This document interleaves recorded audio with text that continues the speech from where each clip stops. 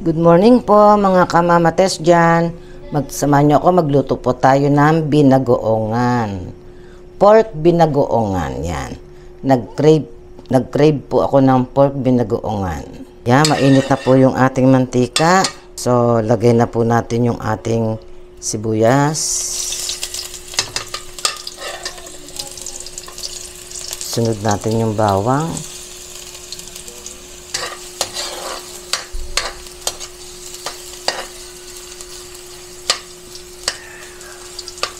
Yan, hintayin natin pong mag-brown ng konti. Yan po, lumabas na po yung aroma ng ating sibuyas at bawang. Isunod po natin ang kamatis.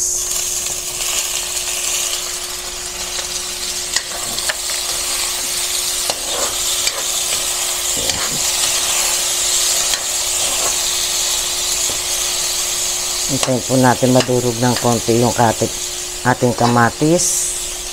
Habang sinasangkutsa natin po ang itong ating pork. Part 2 po ng kasin. Maluluto na din po yung ating kamatis. Para sabay-sabay na po. Sasangkutsa natin maigi yung ating pork. Ayan. Ating haluin. Sangkutsa ng maigi.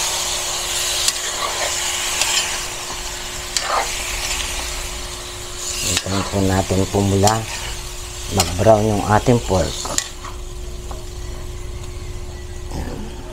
Yan, lagyan po natin ng paminta para habang binabrown natin siya, tawag nito, tumatalab na yung paminta sa pork. Yan. Pino ba to o ano? Pino naman. Tapos, sunod natin yung ito pong alamang ano na po to, nakagisa na po to, kaya hindi ko muna siya ginasa bago ilagay yung pork. So parang pampaalat na lang po siya ngayon.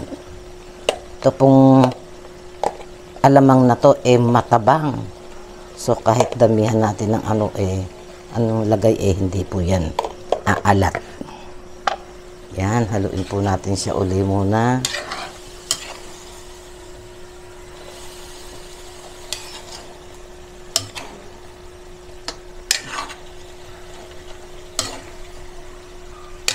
Yan.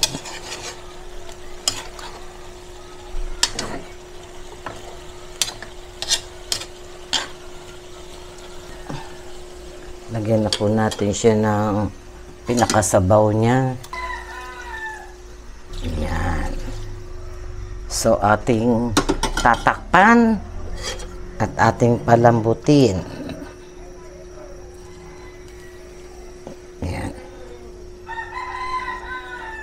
Okay po. Yan po, lagay na po natin ng nilagyan ko po siya ng siling panigang. Yan. Para magkaroon ng konting anghang. Yan. Yan po. 2 minuto lang po yan. Luto na yan. Pwede na po to. Tatakpan lang at luto na. Tikman muna natin pala kung tama sa sa alat.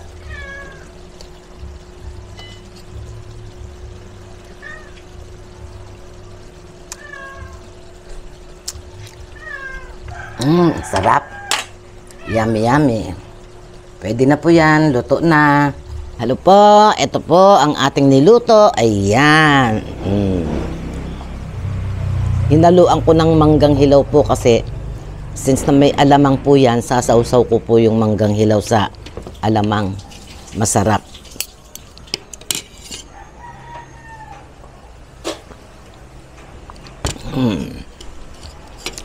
Kain po tayo. May taba-taba.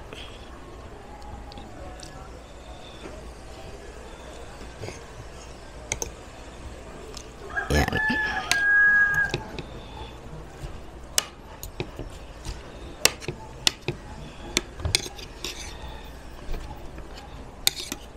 Kain po. Ay, laglag. Ay, ayan.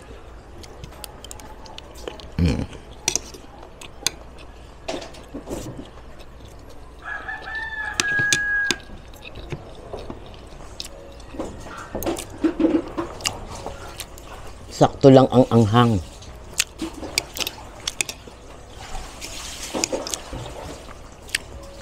Tama lang po yung nilagay kong sili.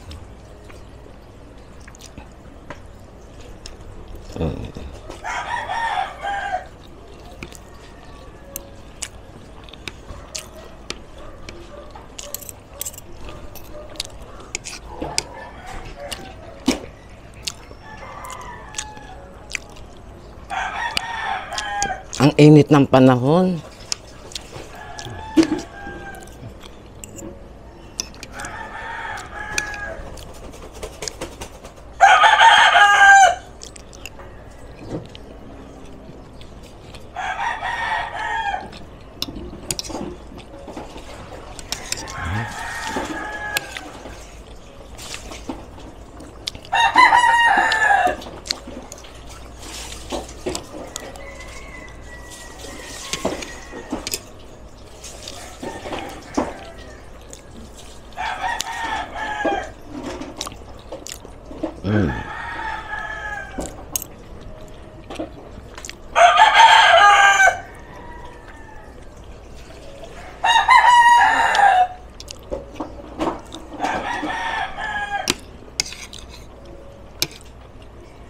Tinanghali ako ng gising.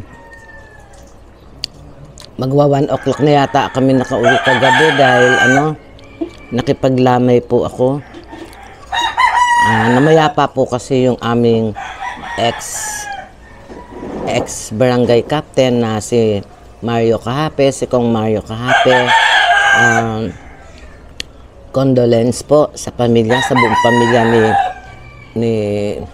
ni Kong ex-barangay captain ng Pag-asa Mario Cahape.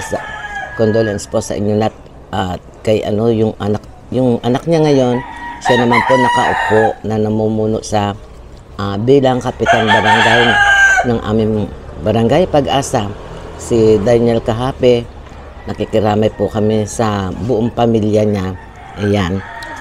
Mamaya na po ang libing, so pagkatapos kong kumain, magpapahinga para po sasama ako sa libing po.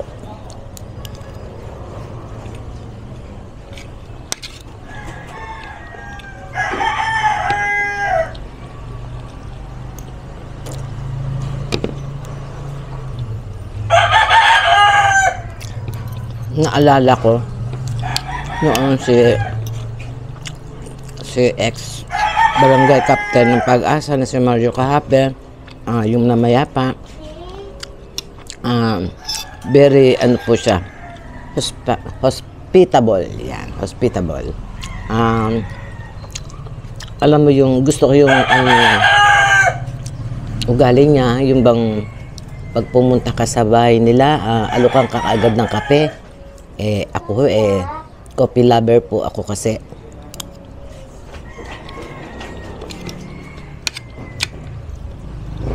Ewan ko. Ako, pagka ganun, malit na bagay, tumatanim yan sa puso at isipan ko, yung mga ganun. Yun ang ugali ng tao.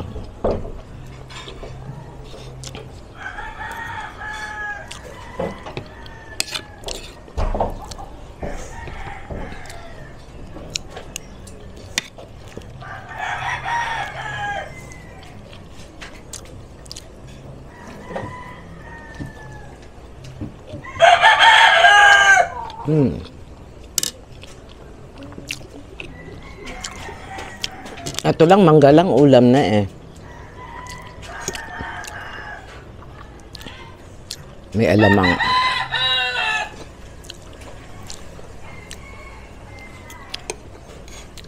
Tapos yung sili.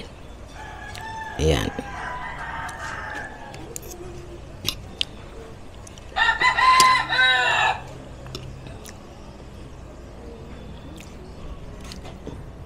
Minsan ito lang ulam ko na.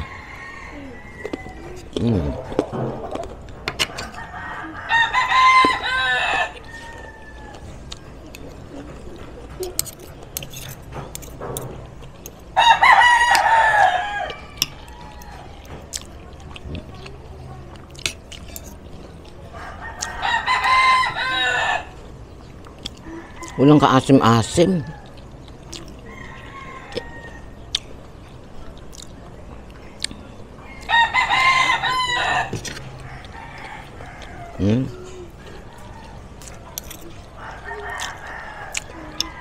Bitin yata ako sa kanin.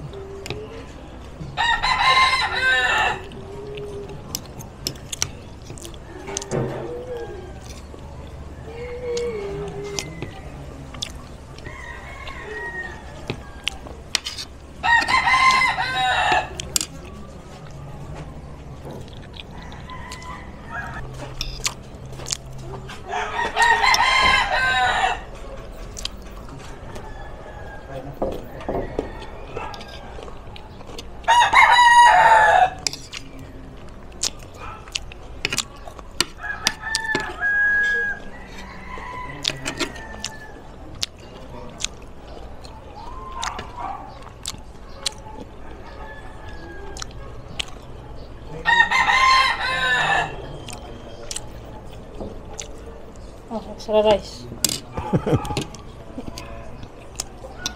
Sa daming kain ko. Thank you.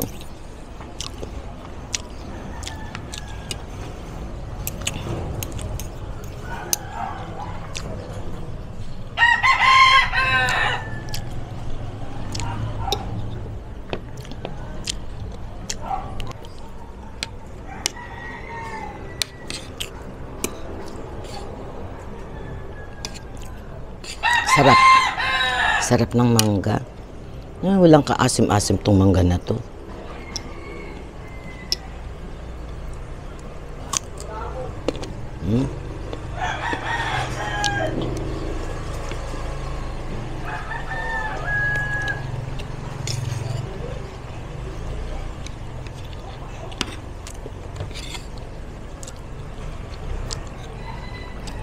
Pag po kasi nag-content ako ng lutong ulam at tawag nito yung bang, 'di ba meron tayong ugali na meron tayong ulam na hindi natin maulit-ulit na ulamin baga. Pero may ulam tayo na pwede natin ulit-ulitin. Yan, ako nauulit yung laing, ang dinuguan, ganyan. Adobo, ganito. Pero minsan hanggang 2 beses lang. Meron naman tayong ulam na kahit hanggang 3 beses, go, ulit. Kung tawagin, pangatlong ulit. Ano ba yan? Tapos pagka meron pang tira at ayoko na siyang ulitin, mangga lang po, katulo na. Manggang hilaw at alamang, katalo na po yun. Sarap.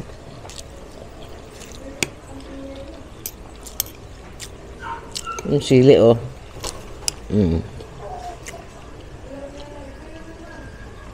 Yan, oh.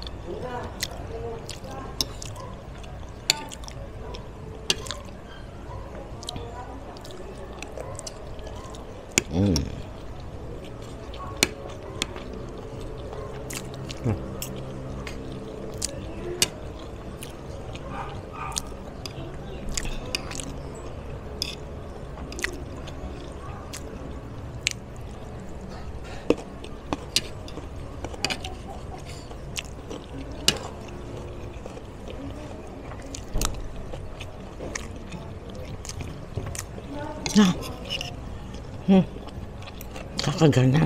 Ano ba yan? Bakit kaya pag ganitong ulam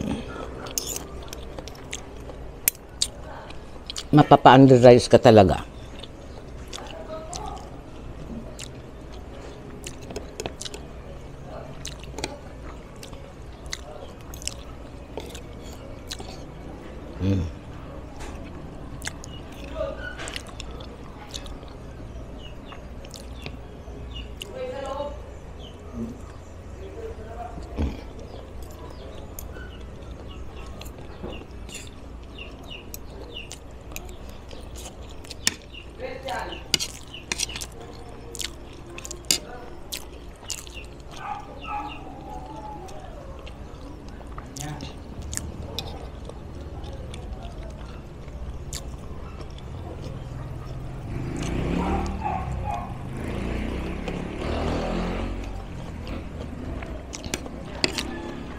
Sarap.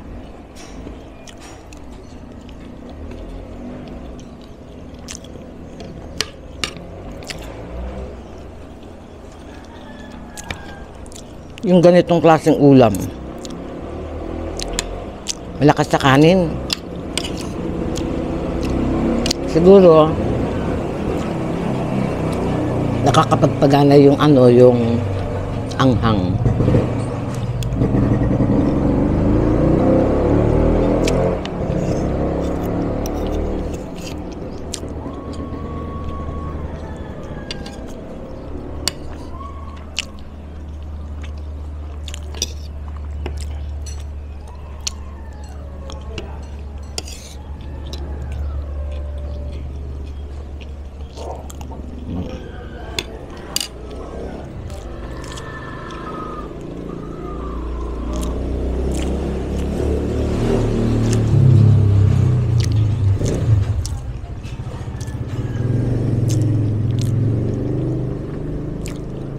Wow, ang init talaga.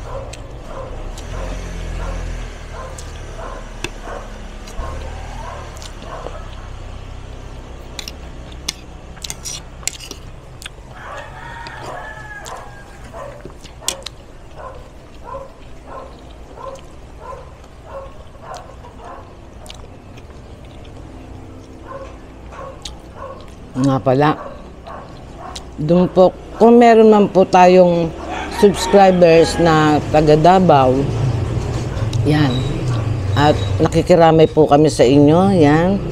Kahit na po doon sa walang nakasubscribe sa akin, pero alam ko meron taga Davao ng, basta nakikiramay po kami sa mga taga Davao po. Ingat-ingat po tayo. Uy. Tapos meron na naman parating na bagyo. Ewan kung saan tatama.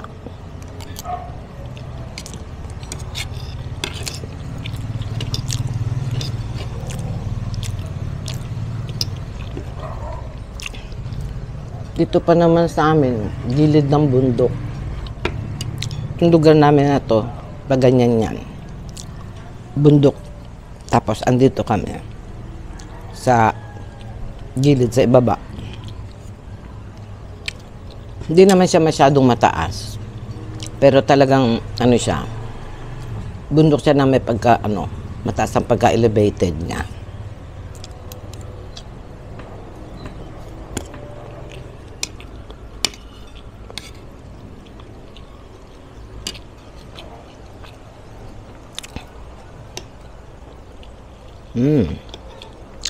Sarap.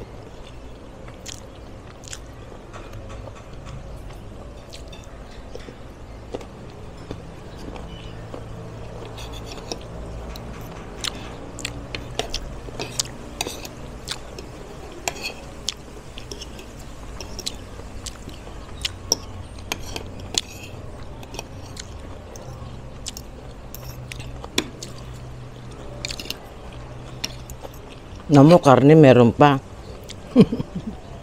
Ang dami ko naubos kanin. Kasi yung mangga, pang ulam din eh.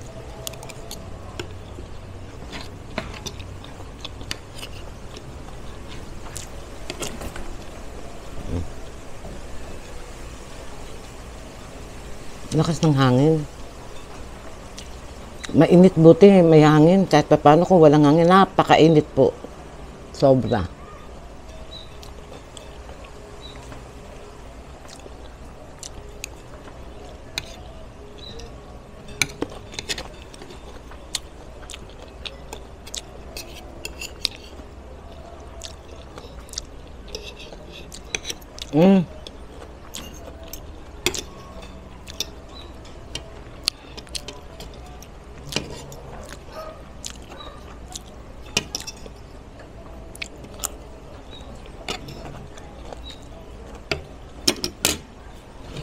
Okay na.